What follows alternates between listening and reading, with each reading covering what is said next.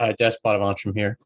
So I'm going to do a video where I respond to some anti-capitalist tweets. Board Panda is a website that collects fun things from all over the web, and anytime it gets involved in politics, it's always very, very left wing. So it has this post here, 30, 30 tweets that show that we live in a dystopian society, something like that. Yes, and these are all tweets from the same Twitter profile, and it's all anti-capitalist arguments. So I'm going to look at them all and explain why they're wrong in most cases, and if I do agree with them, I'll explain why. Okay, let's have a look.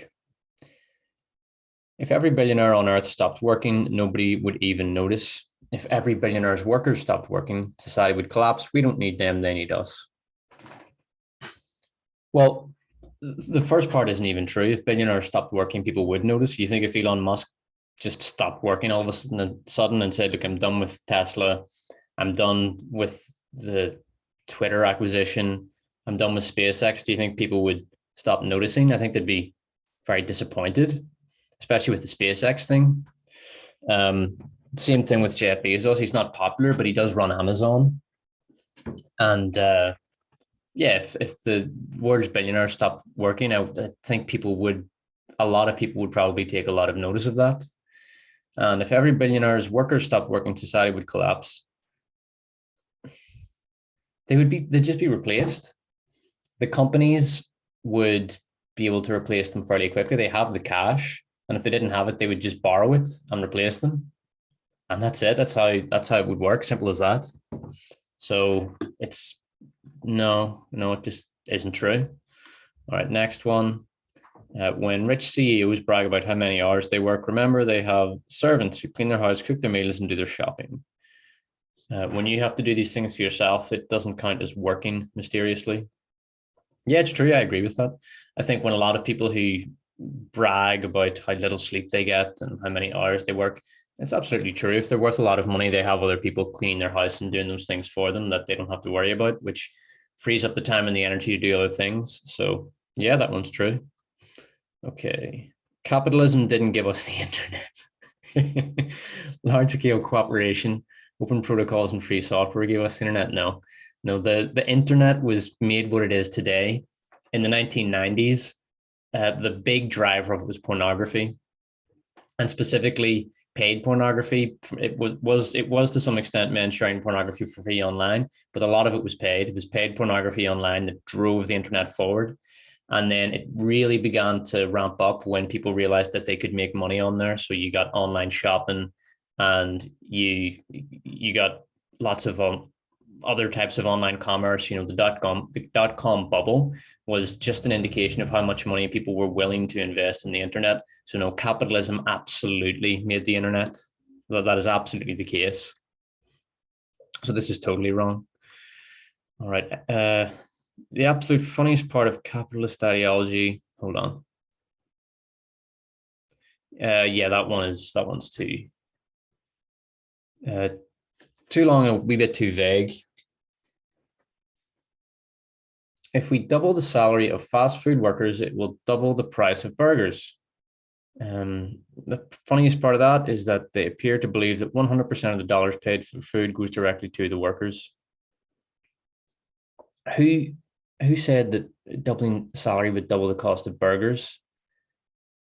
It's obviously this is a minimum wage argument, but yes, if you increase salaries, you're going to have to increase the cost of the burgers. I mean, perhaps very large companies like McDonald's, Burger King, and so forth could possibly bear the cost, but bear in mind, these are franchise restaurants. The franchisee is going to be the main operator of a restaurant, like, for example, a McDonald's. And if it becomes very unprofitable for the franchisee, which it will, if he has to double salaries or largely increase the salaries, then he will probably just sell up his franchise and invest his time and money elsewhere, where he's going to make a larger profit. So if you did increase minimum wage largely in a franchise restaurant like McDonald's or KFC, yeah, the manager would just the owner would quit, and he'd quit on the franchise, and everybody would lose their job. Simple as that. Okay. Scientists, number 6, scientists. So we have to drastically reduce carbon emissions to save the planet. The billionaires who run things. Looks like some stocks might go down if we do that, so no. And then we all died in the end. Yeah, just like we all froze to death during global cooling in the 1970s. Remember that? Oh yeah, and the ozone depleted, and we all died because of that. And the polar bears went extinct, and New York is now underwater. And the North Pole melted down, and Santa drowned, and that happened too. Oh, and the rainforest is completely gone now. Yeah, that's also correct. And et cetera, et cetera. They're always wrong. None of these things happened. We're not all going to die. The planet's not going to be destroyed because of carbon emissions. There have been other times in the Earth's past where the amount of carbon dioxide in the air was much higher than it is now, and where the average global temperature was much higher than it is now, and Earth was thriving. We're fine. We're not going to die. All right. So nonsense. Number 7, the real torture wasn't that Sisyphus has to roll the rock up the hill for eternity. It was that Zeus kept telling him that if he worked hard and applied himself one day, he might be able to pay off his student loans. That's a good one. Yeah, I like that. And I suppose it's true. Yeah, I do somewhat agree with this. And I think, yeah, it's funny. So definitely that one's right. I agree with that. A lot of people, but at the same time, like, it's their loan. It's their debt. I'm not going to pay it off. No one else should be asked to pay it off.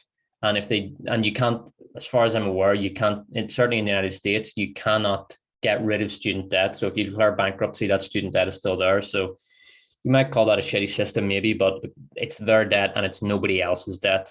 Okay. No one else owns that. It's entirely theirs and they have to deal with it. And that's just it. And they did get something for it. It's not like it's there for nothing. Okay, number 8, it's undeniable that some jobs require more training than others. How we take a leap from that to observation to, therefore, some people deserve to live in poverty. I've never quite grasped. Well, who's saying that there are certain people who deserve to live in poverty? Global poverty has been massively ameliorated over the past 30 years because of the introduction of capitalism all around the world. No one wants people living in poverty. It's upsetting and people honestly don't want to see it. So no one's making the argument that people deserve to live in poverty. It's not true. Okay, number 9. Capitalism, good news. With technology, we can produce more with half the workers. Cool. So we only have to work half the hours. Capital. Workers, we get paid double. Capitalist. Workers, we retire sooner. Capitalist. Workers. Capitalist, by the way, we rolled back your pensions. Okay, so if you automate your company, then you will not pass any of the benefits of that on to your workers. Well, automation isn't free. Automation costs a lot of money. There's the research and development that goes into it. You have to actually operate the machinery. The machinery has to get repaired. It has to get cleaned regularly. It has to get insured. So automation, it still costs a lot of money. And if you do automate certain workers into obsolescence, why would you keep them around? If you keep a worker around simply to pay him, then you're no longer a company, you're a charity. And you've turned that working man, that man who has had honorable, dignified work, you've turned him into a beggar, a kind of a charity case. Who wants that? Right, number 10. When your boss says he thinks of the workplace like a family, he doesn't mean like a group of people who take care of each other no matter what. It means like a patriarchal power structure where children obey the parents no matter what.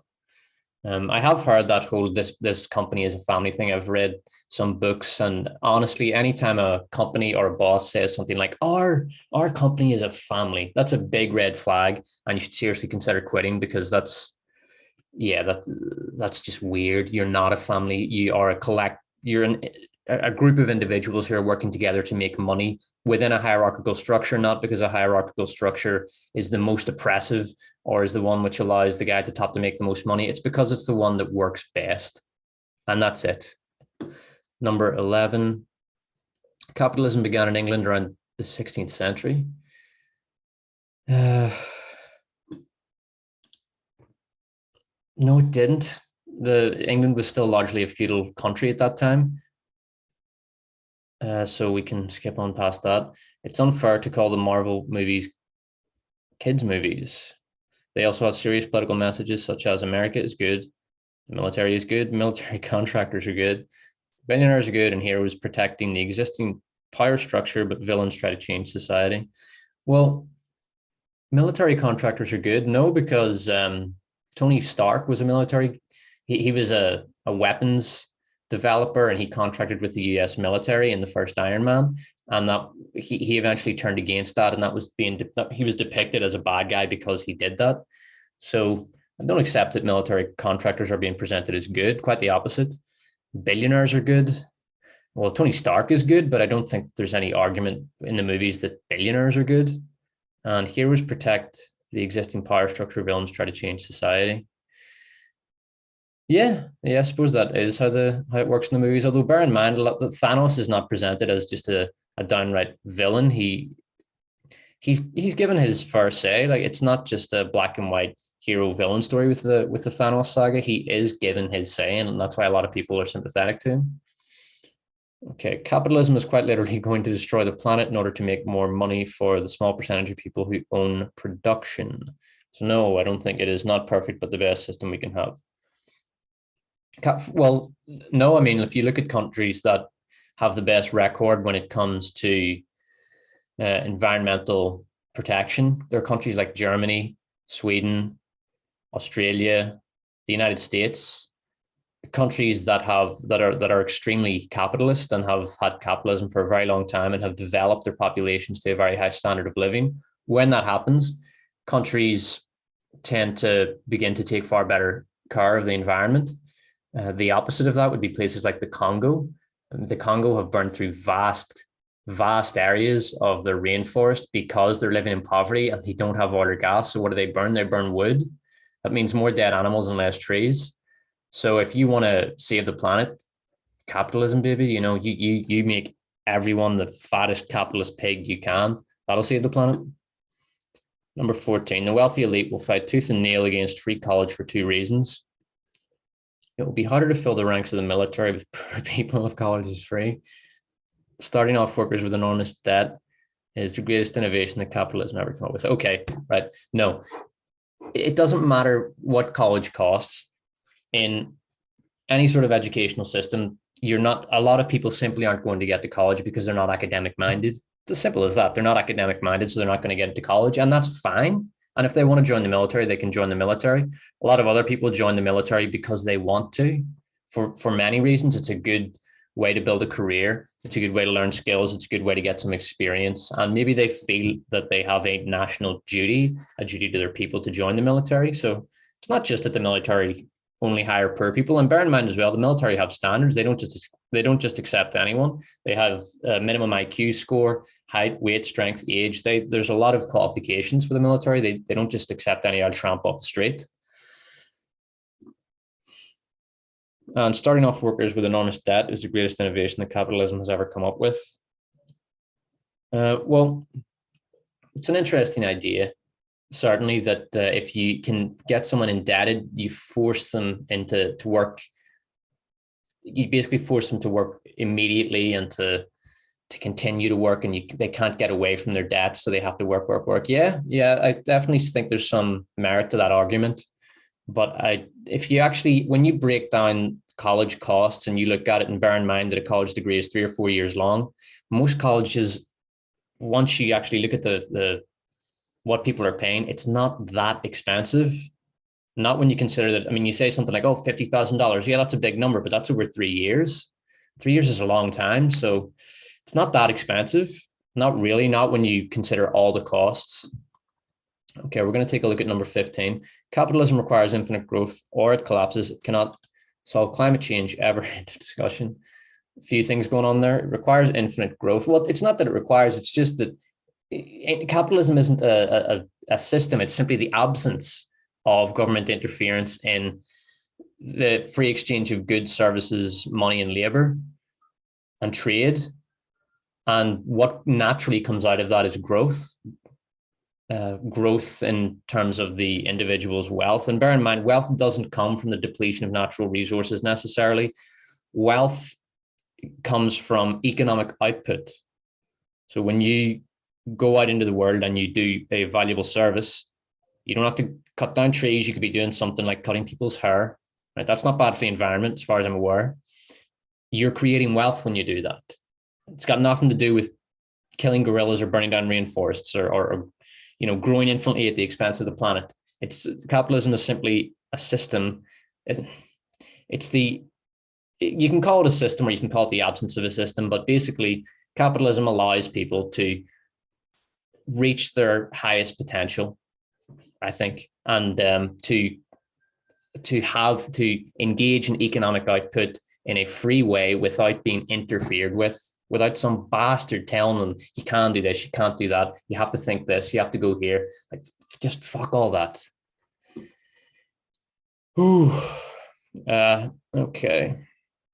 We'll go for this one. A day for an office worker making 120K a year, browses Facebook for 4 hours, goes to 2 meetings, replies to 3 emails. A day for a fast food worker making minimum wage, must work nonstop, will be fired if they look at their phone, manager yells at them when they sit down. Yeah, it's a straw man. Like, I've taught business English for a few years now, and I've worked with dozens of business people and office workers, just typical office workers from many different companies. And this is not their life. Okay, they don't browse Facebook for 4 hours. They do have hard jobs. They have projects that they have to work on, and they have deadlines. They have goals. They have managers, and they have to produce results. And if they don't produce results, they will get fired. Like, if you sit browsing Facebook for 4 hours a day, you'll get fired in a couple of weeks.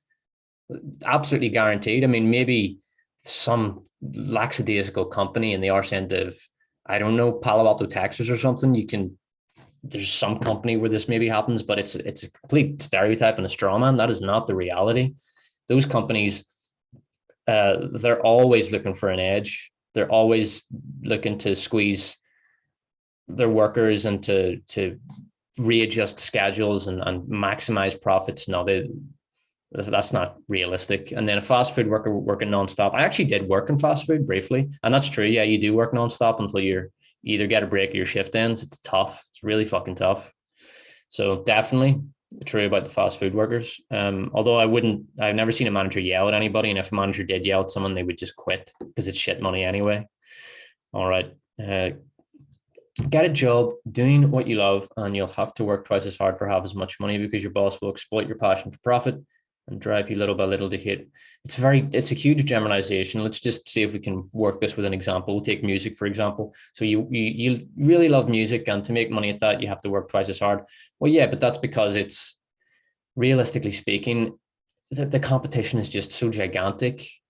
And there's so many people who would want to do that and who would be willing to do that for not much money professionally, that you really do have to work your ass off to get anywhere. And will you be exploited? I suppose you will. Yeah, I mean, if you're going to go into the music business, the only reason anyone is going to give you any sort of leg up is if they think they can make money off you. Why else would they do it? So it sort of goes with the territory. Yeah. All right.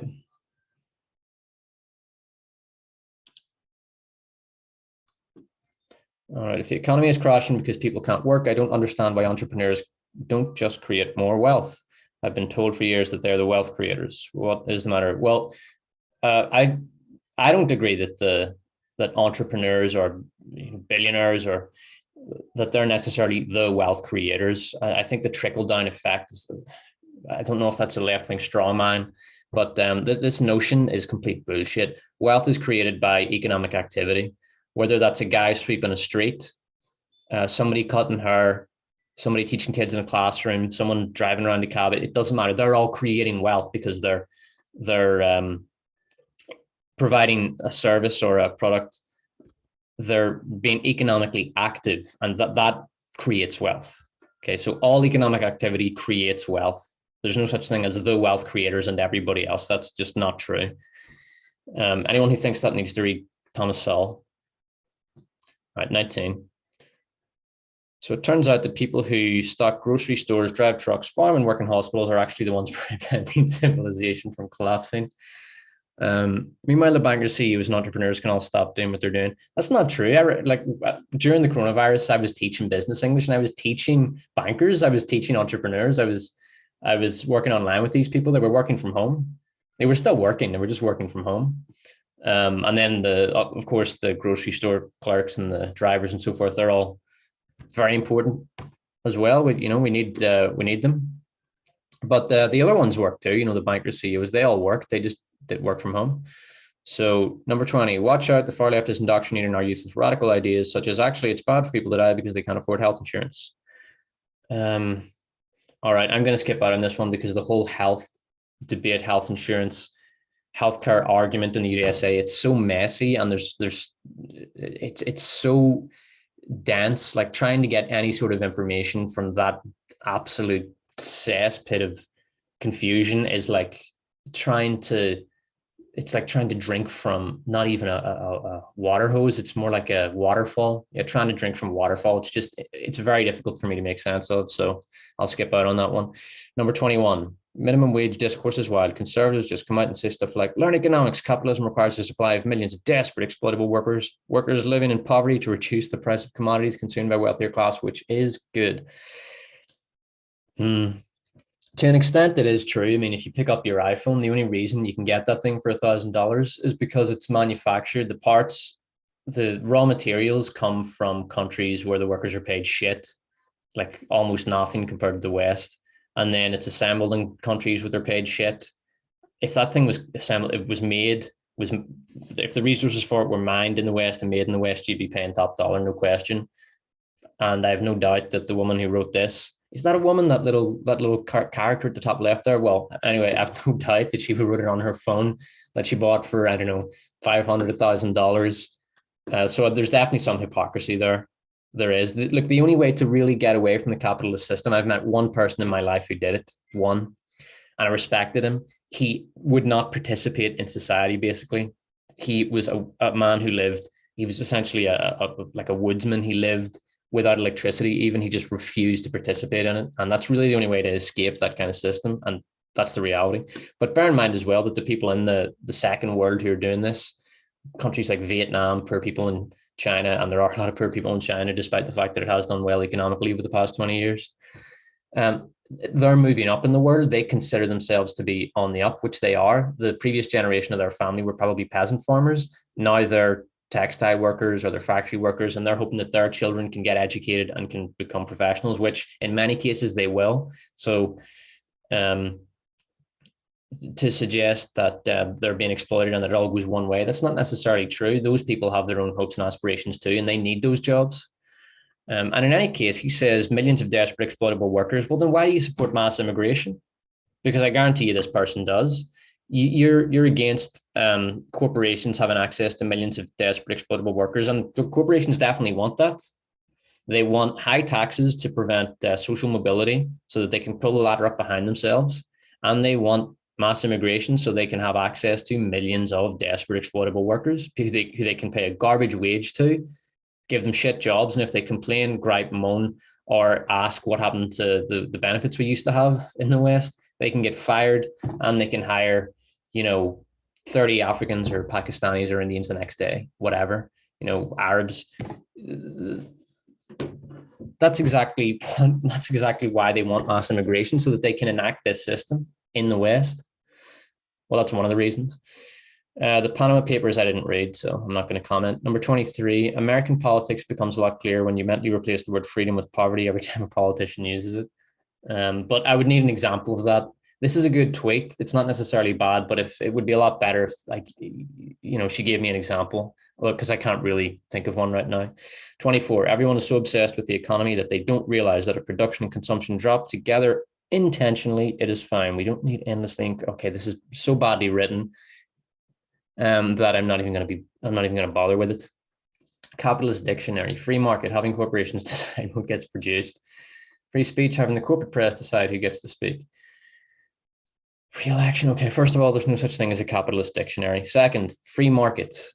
The free market is simply the government not interfering with the economy so that the consumers get to decide what they want and what they don't want. Why, for example, why is a smartphone a black rectangle?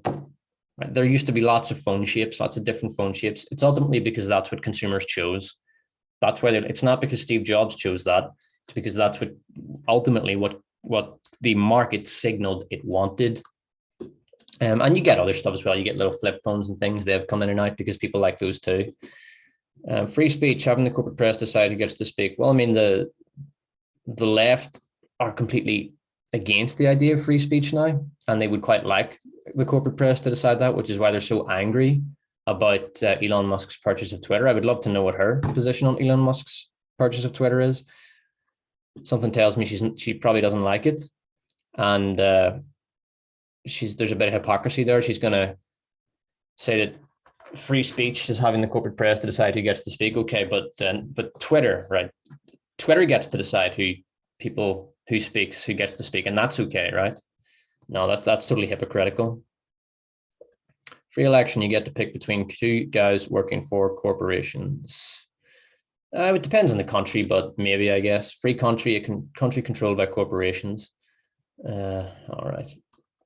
The country, I suppose the United States, to some extent, is certainly controlled by major corporations. Certainly the imperial cabal that operates the deep state and pushes American foreign policy. I mean, one thing you'll notice, the Democrats and Republicans, they're essentially identical foreign policy because these policies are being pushed by major corporations. So yeah, that's certainly, I wouldn't say the corporations control the United States. I would say that they want to control the United States and that the left is helping them to achieve that as much as they can.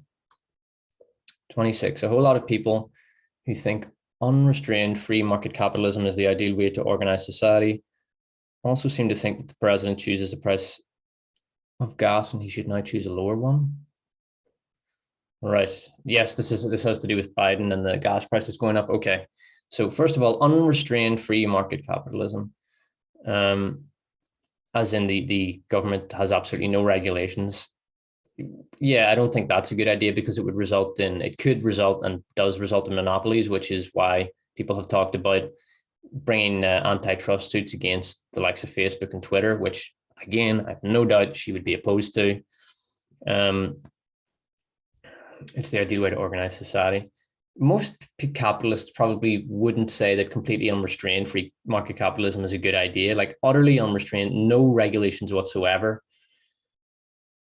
Yeah, I think there'd be a lot of benefits to that, but it probably would result in massive and major monopolies amassing so much power that they eventually begin to, because once a corporation becomes big enough, it automatically starts to exercise political power. That has happened with the Silicon Valley cartel, like Facebook, Twitter. They're now, well, previously Twitter, not since Elon Musk has bought it, hopefully, but certainly YouTube as well. They're just exercising political power because they have such a massive monopoly on social media, which again, she is not going to oppose because they're on her side. And the president chooses the price of gas. No one's saying that Biden chose the price of gas. They're saying that his incompetence and his policies caused the price of gas to go up. The president certainly influences the price of gas. If he had allowed gas companies to drill freely, and if he had allowed the gas line, the pipe from Canada to come in, the oil pipeline from Canada to come in, then again, the price of oil would have fallen. It was the shitty left-wing green policies enacted by the Biden administration that caused the massive surge in oil prices. And then with the war in Ukraine and all of the sanctions, they've gone up again.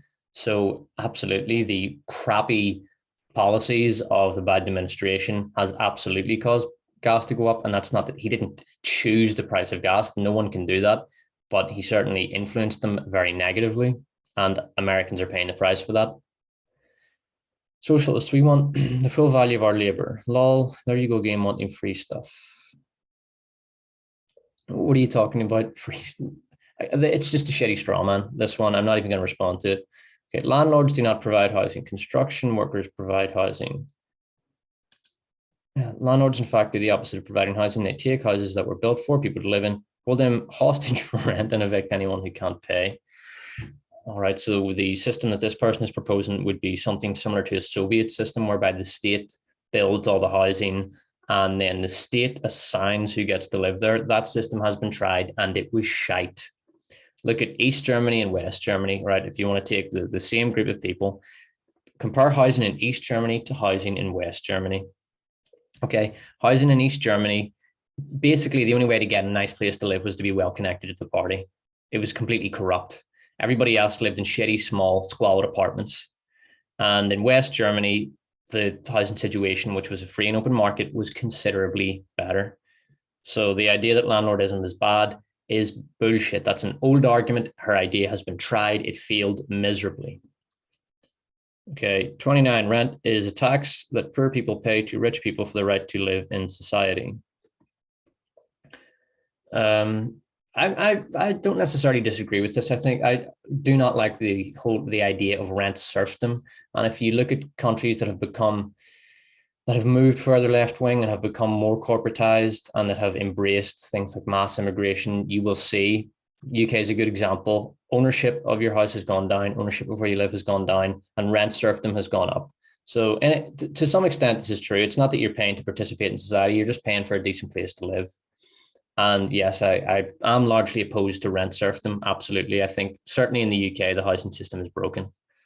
The United States, I think less so because they do have there's a lot more availability over there. But basically, yes, I'm opposed to rent serfdom as a system. And the greatest trick capitalist propaganda ever pulled was convincing people that freedom meant something like being able to choose between 27 different flavors of ice cream and not having the material conditions of life to allow the pursuit of your own creative potential.